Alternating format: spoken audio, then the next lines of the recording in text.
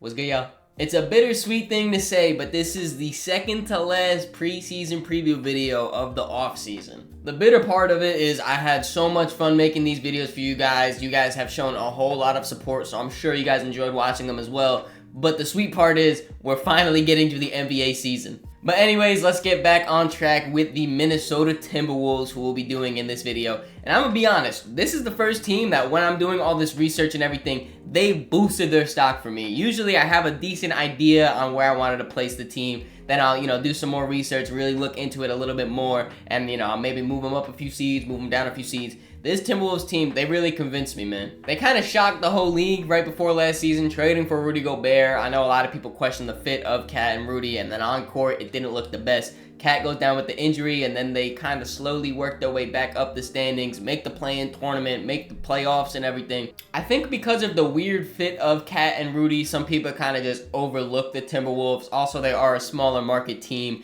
and I know for some reason Cat gets a lot of hate also. He's one of my favorite players. I like him a lot. Shout out to Cat. But I just think a lot of people overlook the Timberwolves, and they're not going to be prepared for what they're doing this season. And as always, let's start off by taking a look at the key additions the Timberwolves made this offseason. The Timberwolves had a pretty low-key offseason, but they were able to bring in Shake Milton, who played for the 76ers last year, to come off their bench. The Timberwolves didn't go into this offseason thinking they had to make some extravagant move. They made that extravagant move the last offseason, acquiring Rudy Gobert. I know they kind of flirted with the idea of trading Cat, fielded calls at least from what I've heard on reports. But realistically, they were just run it back and shape up the edges, and that's what Shake Milton is. He's kind of just shapes up the edges for them. I do like what Shake can bring to this team, though, coming off their bench, being a shot creator, because they really don't have anyone that can really get their own bucket coming off their bench like that. So I think he'll be able to come in and be a little spark plug for maybe when Ant is on the bench, or, the Cat or Mike Conley, the guys they run their offense mostly through. If they're sitting or resting, maybe Shake can jump in and really get that offense flowing.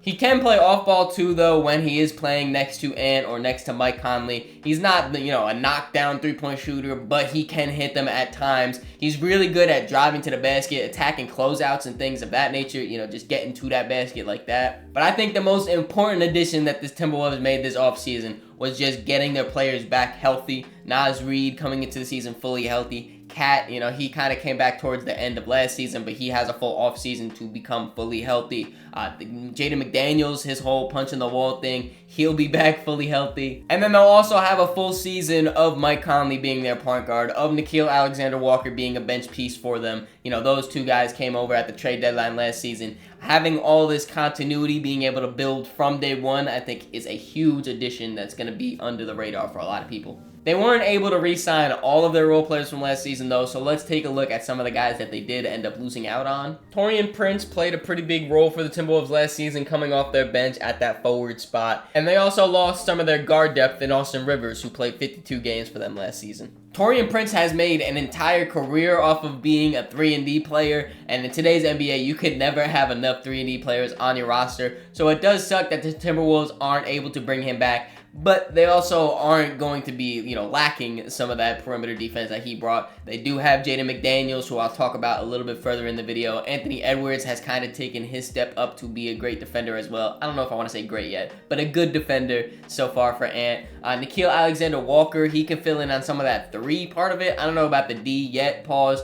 But, maybe he is finding his footing here in Minnesota, it's seeming, so maybe he can fully establish himself as a good 3-and-D player. You never know. Then when you look at Austin Rivers, and no disrespect to you, Austin, but there's a reason he's not on a team right now. I don't think the Timberwolves are really tripping about him. Shout out to him, though, former Knick. He's just a smaller guard. He's getting up there in age. They brought in Shake Milton, who kind of does a lot of the same things as Austin Rivers when it comes to, creating your own shot and creating your own offense. And I think, as a younger guy, taller guy, I think he just kind of fits in better than Austin. And now that we know who came and who went, let's take a look at their potential rotation for this upcoming season. This is the starting lineup I assume we would have saw last season if everyone was healthy, but unfortunately we rarely saw everyone in the starting lineup healthy on the court at the same time. But of course, at the point guard position, you have Mike Conley, Anthony Edwards, Jaden McDaniels, Karl Anthony Towns, and Rudy Gobert. Then off the bench, you have Jordan McLaughlin, Shake Milton, Nickeil Alexander-Walker, Kyle Anderson, and Naz Reid. I think it's best to talk about the main guy of the Timberwolves first, and that is, of course, Anthony Edwards.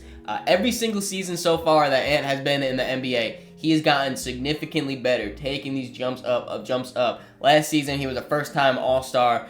We saw him playing with Team USA in the FIBA World Cup, and he was by far the best player on the court. By far. He showed his leadership. He showed that he can score. He can be the man. He showed his defensive chops too. I think that Ant is primed to have a season that makes him jump up into superstardom and really solidify himself as one of the best players in the whole NBA. I think he can do it. Honestly, depending on how good this team is, I think he's a dark horse MVP candidate. That's how confident I am that Anthony Edwards is coming in this season and is going to tear everything up. And then I am also very interested to see Karl-Anthony Towns at the power forward position for a full season, standing next to Rudy Gobert.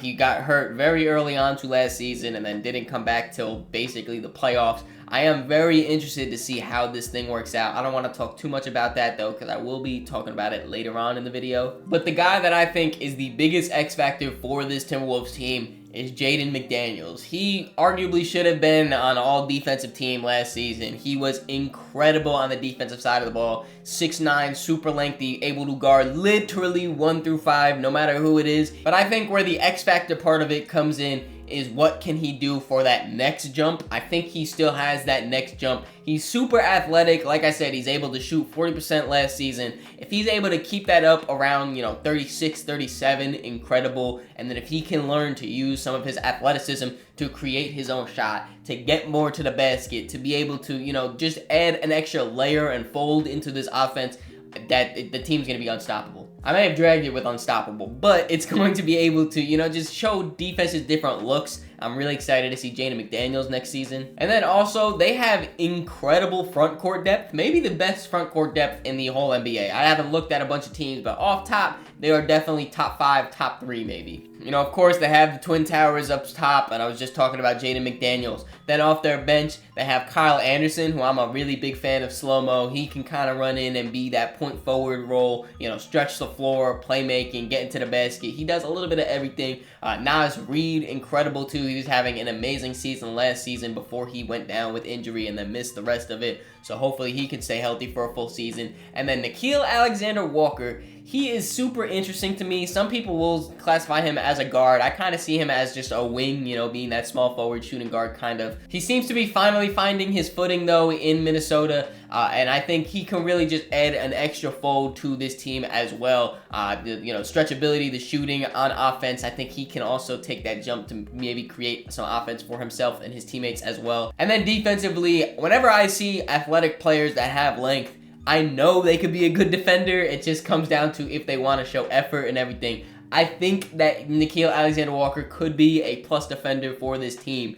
Will he? Maybe. I hope he is though. And that leads perfectly into this team's strength, and of course, it's going to be defense. Here we can see the stocks leaders for the Minnesota Timberwolves last season, and just looking down the list, you see they have plus defenders at every single position. Guard, wing, bigs, they have it all. And at some positions, they even have multiple plus defenders. I know we've already praised Jaden McDaniels a whole bunch in this video, but I want to pose the question to you guys. Is Jaden McDaniels the best wing defender in the entire NBA? Because I think he has a good argument to be. Like I alluded to before though, Jaden McDaniels is kind of the cheat code of the Timberwolves defense, because they can literally put him on whatever player they want at any position and he will make their life hell. But even beyond that, their star player Anthony Edwards, he also knows the importance of playing defense, and he is not above that. He will play both sides of the ball. Last season, really taking a big jump on defense, really showing, using his athleticism to lock in on defense. I said also before, when he played with Team USA in the FIBA Cup, he showed that he can really play defense incredibly. And then you have those two guys running around the perimeter, down low, Rudy Gobert. I know a lot of people are out on Rudy Gobert. They're saying he's washed, he's trash, he's this, he's that, whatever. He, regardless, is still one of the best rim protectors. I'm not going to give him the title of the best, but he is one of the best rim protectors in the NBA right now. It doesn't stop there, though. Cat, I think, is a pretty underrated defender, rim protector. He will be playing that power forward position, though, like I said, so he will be having to guard more perimeter guys. I don't know how much I want Cat guarding the perimeter. Regardless, though, hopefully they'll be able to hide him on, just a corner shooter type of thing. But then Kyle Anderson off their bench, he's got great length as well to kind of disrupt guys.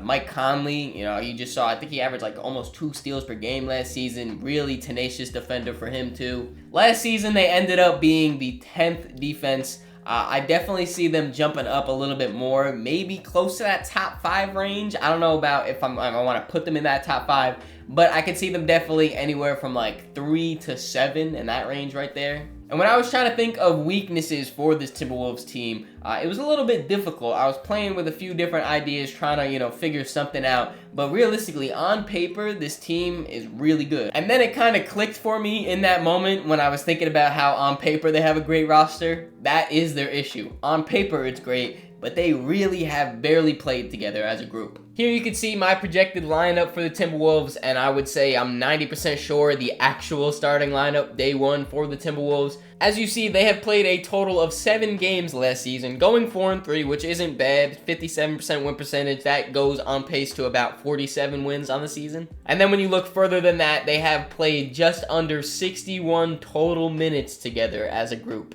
I've already mentioned that with Cat's injury, he's only played 29 games last season. And when he was playing, if we're being honest, the Rudy Gobert, Karl Anthony Towns experiment wasn't looking very good. I can't remember the exact quote from Anthony Edwards right now, but I remember early on in the season, after a game, he was struggling a little bit, and he mentioned that he thinks he lost his superpowers when they're on the court or whatever, basically saying that when Rudy Gobert and Karl Anthony Towns are on the court together, clogging up the paint, it makes his job very difficult considering he is a slasher, a finisher, an above the rim guy. That's his bread and butter. And when he has 2 big centers down there clogging it up, yeah, I can see why it makes it very difficult for you. Then to look further than that, while Cat was sitting out with his injury, they traded their starting point guard of D'Angelo Russell for a new starting point guard of Mike Conley. That kind of adds to the unfamiliarity of the roster right there. Then even off their bench, they don't have much continuity there with Naz Reid going down with his injury. Nickeil Alexander-Walker came in with that Mike Conley trade. I think he's going to be a big piece off their bench as well. The new guy, Shake Milton, coming in. There's just a lot of question marks when it comes to the continuity of how this team would work actually on court, especially when they run their 2 traditional centers and when they kind of didn't look the best when they were running them. It's just not enough for me to stamp them as a solidified, great contender out west. With that being said, though, it is time to take a look at the ceiling and the floor for this Timberwolves squad. Of course, as always, starting with the ceiling, I have them as the 5th seed, winning the first round but losing in the second round. In this scenario, Anthony Edwards does in fact break out as a superstar and has an all-NBA season, putting up incredible numbers for the Timberwolves. Karl Anthony Towns and Rudy Gobert also coexist very well together, on the offensive side of the ball with Cat's stretchability and versatility as total at that center position, or I guess at that power forward position now. They're able to make it work on offense, and then defensively with Jaden McDaniels, super versatile defensive ways. They're able to kind of hide Cat from guarding the perimeter a little bit. And like I said before, on paper, this team looks really, really good, but it is going to be difficult to win a second round playoff matchup out west, considering you're probably going to have to go through either Denver, Phoenix, or the Lakers. I don't see the Timberwolves beating any of those teams. And then when it comes to the floor, I have them as the 10th seed in the play-in. Obviously, depending on matchups, it really depends on if they will make it into the playoffs from that point. It's very hard to win 2 play-in games, though, to be fair. In this situation, the Rudy Gobert and Karl Anthony Towns coexistence does not end up working out. It still feels a little weird for both of them, and in fact, that actually bleeds into Anthony Edwards then not really being able to get himself going fully on the offensive side. And even if this is just a beginning of the season thing, kind of like how it was last season before Cat went down, I do think with how stacked this West is, it is going to suck. Even if you just drop a few games, you're going to drop in the standings. You don't want to be one of those teams playing catch-up when it comes around All-Star break, especially out West. I'm going to say that again. Let me know where you guys think the Timberwolves are going to land in this year's standings, though. Hope you guys enjoyed this video. If you did, make sure you leave it a like, subscribe so you don't miss the next one. In the description, there's links to all my social medias, so make sure you follow me on all those to keep up to date with me. Catch ya.